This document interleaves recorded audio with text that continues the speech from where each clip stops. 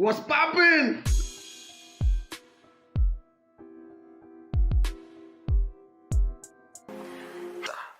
Hi guys, welcome back to my channel. Thank you for clicking on this video. If you're new here, my name is Kinyabeta. I deliver content on interior design, human resource management, and life experiences. Yeah, so if you've watched my previous videos, today I've decided to change the background. This is where I have set up my working from home. And I feel because today I'm going to talk about how I got into my career, it would be very appropriate to do it in the place where I do it all. Yeah, so currently I'm an HR professional. I've been working as one for the last maybe 12 years. So yeah, it's been over 10 years in this career. And today I just feel like I will walk you through how I got into the HR space. And the learnings I expect from this is that maybe for someone who is looking to get into the same career, or maybe just any other career, I mean, it's the principles behind just how I got into this space and how I'm doing and how it's going. And yeah, there's a lot to it, and I hope you'll enjoy listening to me. So yeah, a bit of background. Well, because it's not like I knew I would be an HR person or professional. When I look back and how I got into it, for me, I think it's by chance, really. And back in the day, we didn't have the kind of information that there is now. I mean, the online space has transformed everything. You can just read about all the careers that you want to join. You could, it's quite easy. It's not the same. I think for us, there were, the careers we thought about were, like for me, I think people used to say I would be a lawyer, because maybe I was loud, because I was argumentative, and it looked like, yeah, that's the career that they could relate me with. Doctors, definitely, yeah, there was a bit of accountants, yeah. But I think, yeah, my understanding of all that came in much later. So yeah, like any other Kenyan student, I completed my high school. And back then what used to happen is that you had to wait 2 years to get into university. Of course, unless you are able to be admitted as a self-sponsored student. That means then you pay more and you start early, and you of course complete early. But my situation was that I don't think my parents really were going to pay for that. And anyway, I had attained the grades that were needed to join university. And anyway, there was no hurry. Well, I think there was no hurry to go to university. So my 2 years, of course, the results even from the high school certification that you are taking would take also a while to, to be delivered.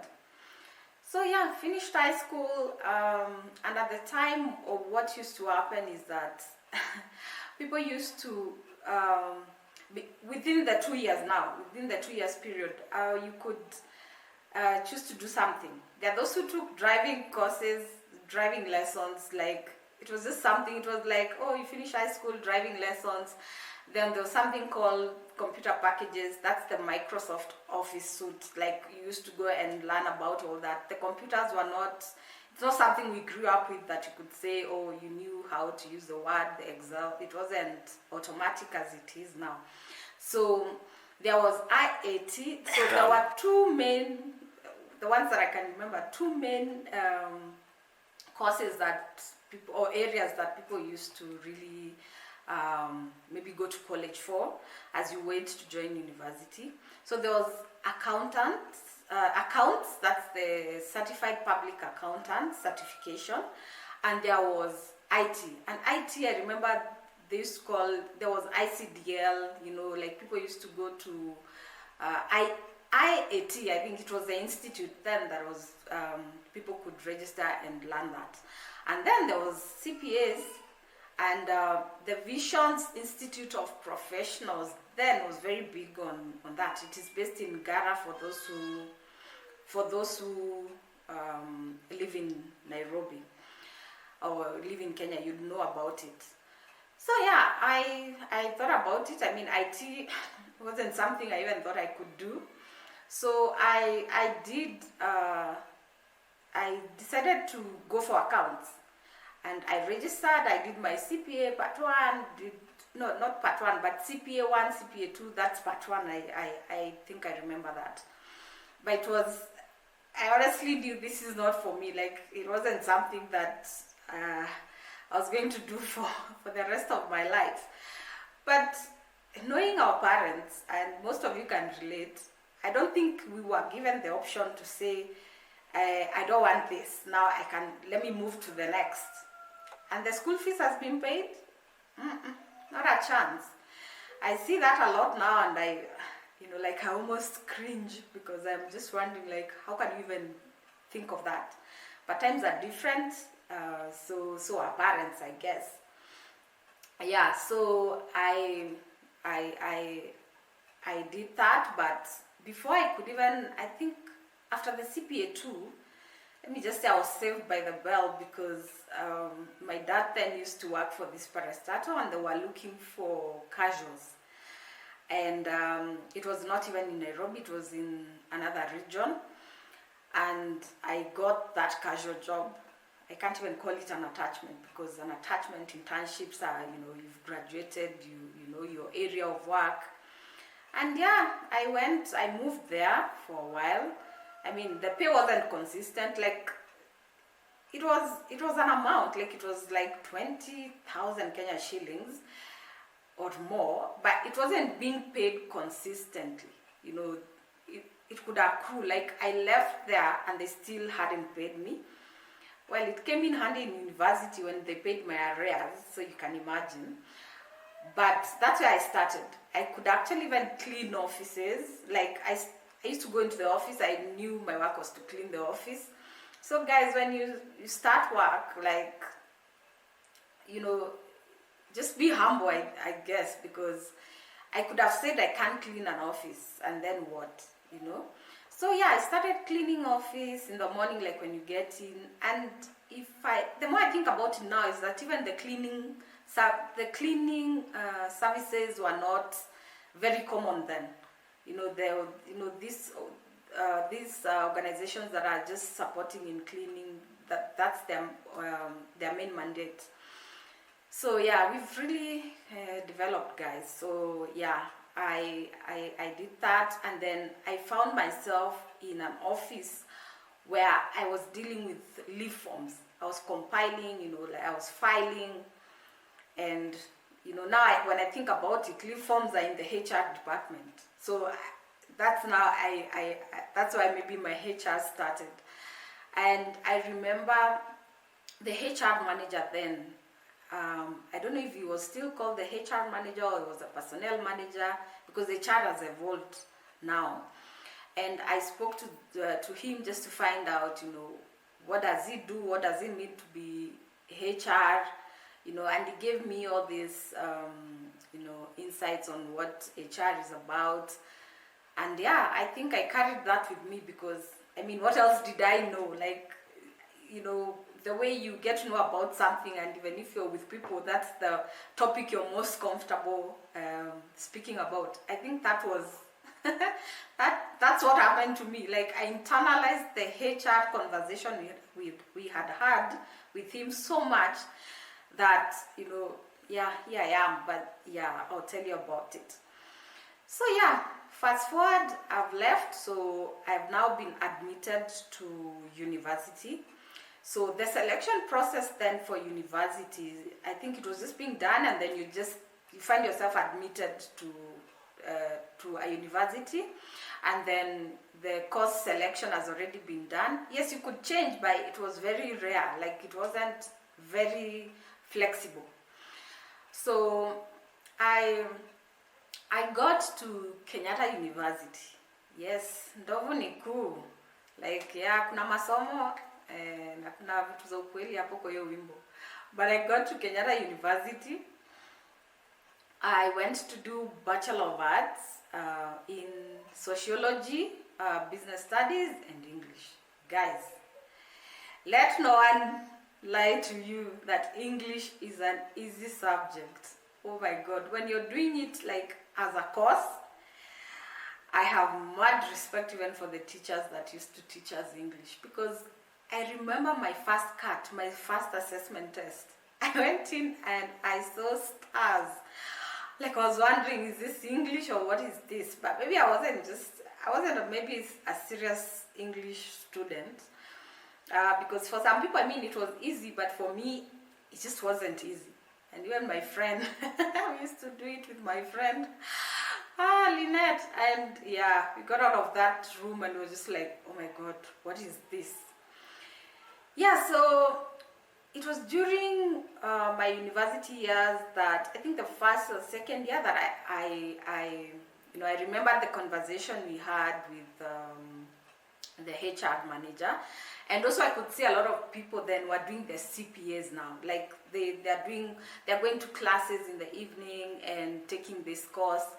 And so I thought, yeah, maybe I should do something to do with HR, so that when we are done with university, I could say I've even done this.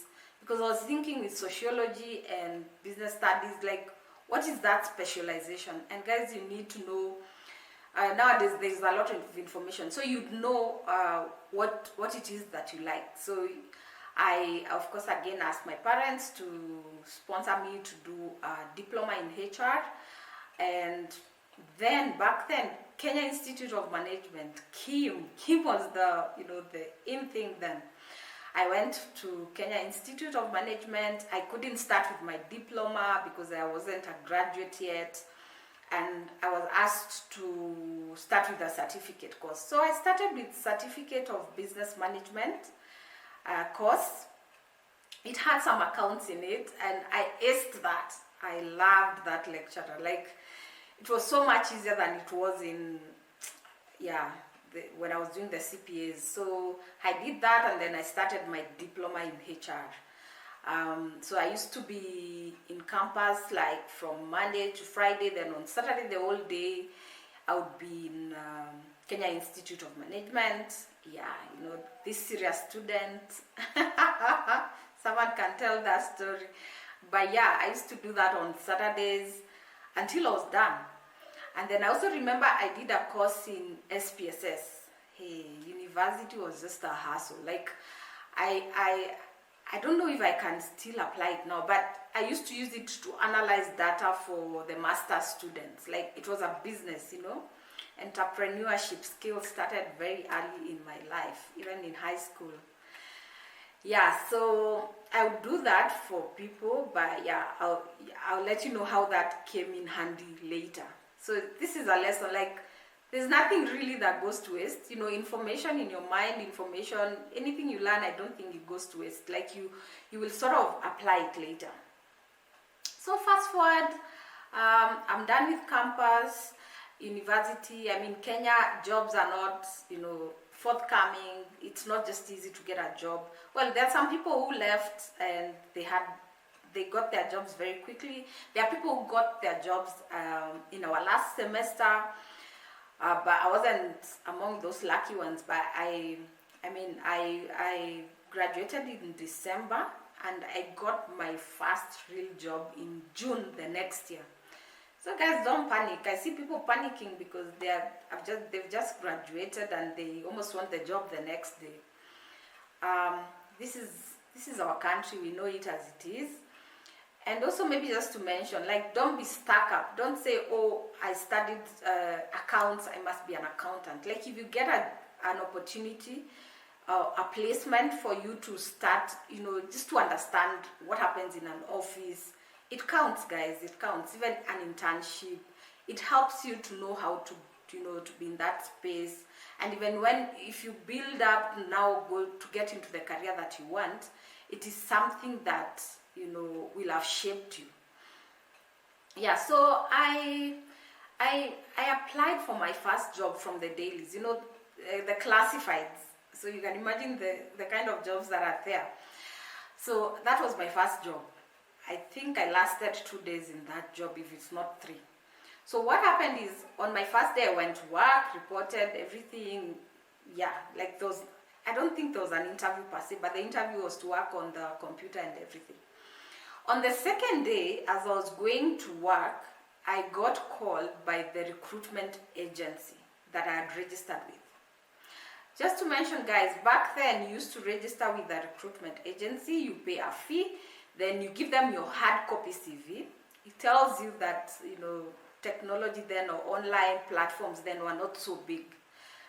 Right now, of course, there's, applications are done online, and that's a plus for guys. Like, you don't have to really, we used to call it tarmac.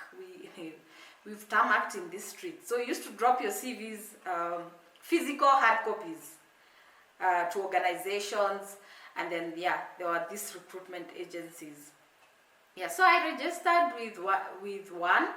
I think it's still, I think it's still there, but I don't know how they operate nowadays, because I think their copies have been done away with. So they called me in, because you used to be called in and told there's a role, let's tweak your CV, like let's tweak it, then you go print again, bring it back, then they can share with the organization that requires people. So that's what I did. I went, but you see, now I had to ask my employer for some time off, and this is my second day. And it was, I don't want to say the race of the, I don't want to sound racist, but it was, the employer then wasn't happy. So when I got back to the office, like I worked the day, but in the evening, I think that's how my job ended, my first job, because first they said I was overqualified, then they said, oh, they don't see me lasting there because I'm just there so that I can look for a job. I don't know if you had mentioned to someone that I had been called by this agency, but long story short, I now didn't have a job.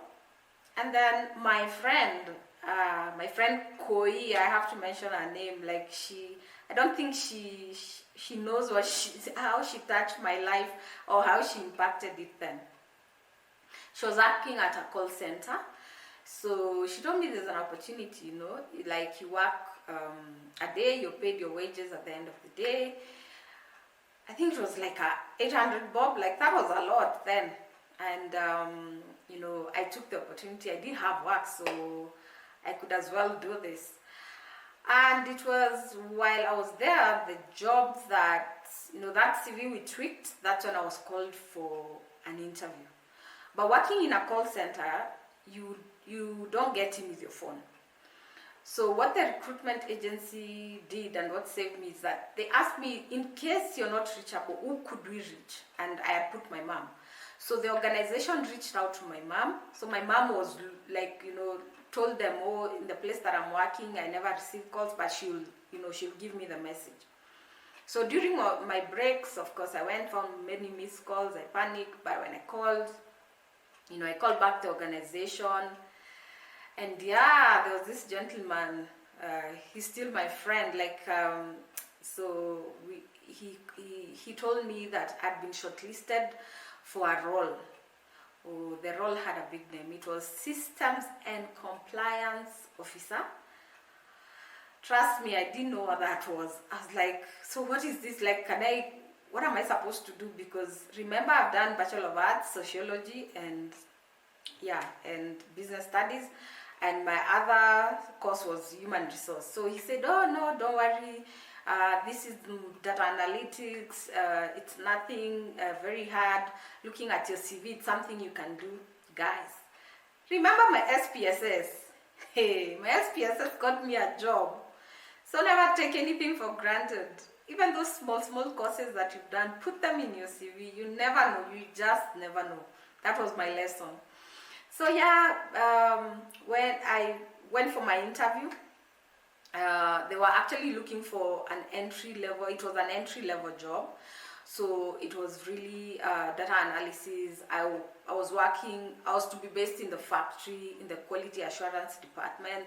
So I was checking, the products. Are they the correct weight? Are they, like, I don't want to mention the product because you know the organization. But that's why I started. I was this, I was this factory girl, I was working with the engineers, the Uizu. I think people used to think I'm also an engineer, I'm all those things. Sometimes you'd find me with a helmet. I had the safety shoes. And back then I was a stylist. You're dressed so well in the morning, you're in heels and everything, but you get to the office, you must wear those shoes. Like, people used to make a lot of fun. I don't know if I have photos of that I could share here in this video, but that's why I started. And I remember when I reported for this role, the head of HR, I am forever grateful to this lady, because she has shaped my career in ways that I don't even think she knows. But we had a conversation, like she was just trying to, onboard me, and she asked me about the interview. And then it was during that conversation that I mentioned, I have a diploma in HR and I have an interest in HR. So should there be an opportunity, they could consider me. I mentioned that, never thought much about it, and proceeded to my quality assurance job. Did it for, I think, over a year, or slightly over a year. And guess what? Someone in the HR department left. And guys, the conversation I had, that conversation is what gave me this job. And they considered me as the first person.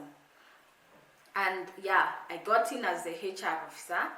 I know most people start as HR assistants, even admin assistants, but that's how I got into the HR officer role and into the HR space.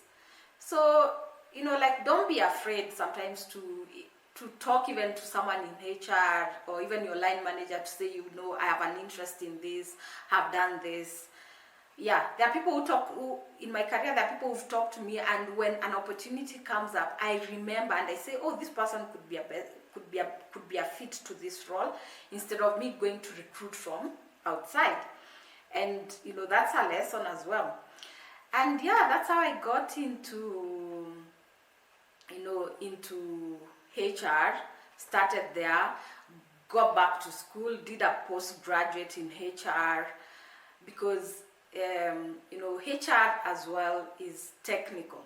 Like, it's not something you can get in and say you'll find your way.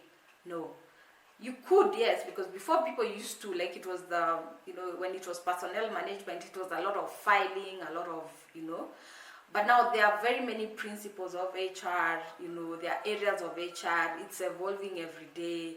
There are laws that you must abide to. There are policies that you must interpret. You must develop and interpret.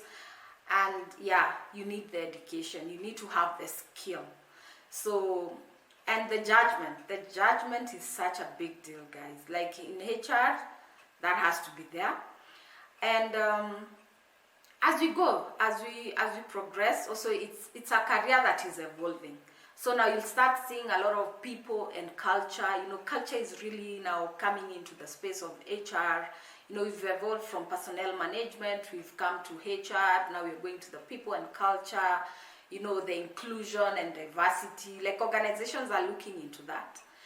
So yeah, and HR is a career that you can practice in any sector, in any industry. I've personally worked in manufacturing, I've worked in insurance, I've worked in NGO. So it doesn't limit you, to any sector. You can spread your wings, you can work anywhere. So yeah, that's my story and my background of how I got into the HR space. Could look like it's by chance, but I thank the person that spoke about it, because anyway, I don't know what I would have been. But also something else that I feel I should mention in terms of HR, I need to say, and it's because of just my experience and what I've seen. HR, just like, there are these careers that you say they are a calling, like a nurse, like you must really want to, you must have the heart for it. HR is the same. HR is a calling, because you deal with people. You impact on people each and every day. You impact on people's families by the decisions you make. And for me, I always say, I am accountable to God in my career. Just the way people say, oh, the pastors, the clergy, they're accountable to God, they'll be answerable to God. I feel in our career, we are also answerable to God, because every decision that I make has an impact. It can be a good or a bad impact. You know, we are in the process of getting you into the organization up to the point where you leave and exit. Sometimes people exit not voluntarily. You know, there's disciplinary, there are rules and everything. But as an HR professional, I say you must do your due diligence. You must be empathetic to understand people. Like, you deal with, you know, different personalities, and you have to, you know, you have to be fair. And in this job, I know it can be thankless. Like, you can do the job and no one really sees your value at that point, and you can actually even almost want to quit. But I think what I've experienced in this line is that people, even the people that, because for me, the people that have touched their lives, and because I develop people a lot, you know, I understand people, I know their capabilities, I take the time to understand them, if there are opportunities, I give them.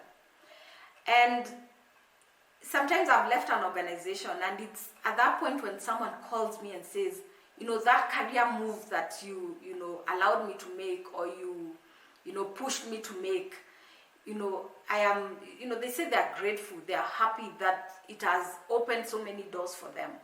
And I get those even after I've left an organization. And that's what makes it all worthwhile.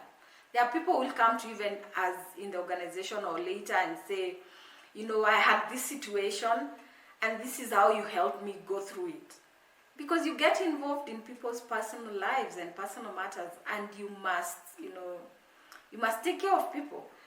And I'm not saying you should excuse bad behavior, because people as well have a way also of taking advantage of things. We take care of that, but I'm just saying, even as you take care of that, there's a way, as just, you know, because it's a calling for you, there's a way you do it. So that even if you're letting someone go, they already understand. No one is happy, of course, to lose a job. But by the time you're letting them go, they already understand, you know, the process was followed, everything, this is why we have to let you go. So guys, when if you consider to join, you know, or to start a career in HR, it is very fulfilling. It is a calling. I mean, you must have the heart for it, but it's something I would do all over again. It's become, you know, it's my work, but it's become a passion as well. I love doing it. I'll do it in the next life. If you loved this video, please leave a comment in the comment section. If you have any questions, you can also put the same, and I'll see how to answer them, if I can make a video or if I can just answer it on the comment section. And I would also love to hear how you got into the current careers that you're in. Was it by chance? Was it something that you knew you always wanted? If it was something that you got by chance, do you love it? Have you found a way around it? Yeah, let's have that interaction in the comment section. Please also consider subscribing if you haven't subscribed, and share with your friends as many as you can, so that they can also, you know, learn a thing or two. Please also remember to hit the notification button so that you don't miss when I post another video. I have a lot of things to share with you, and I hope you will learn so much and you'll enjoy listening to me. Thank you, and kwaheri. What's poppin'?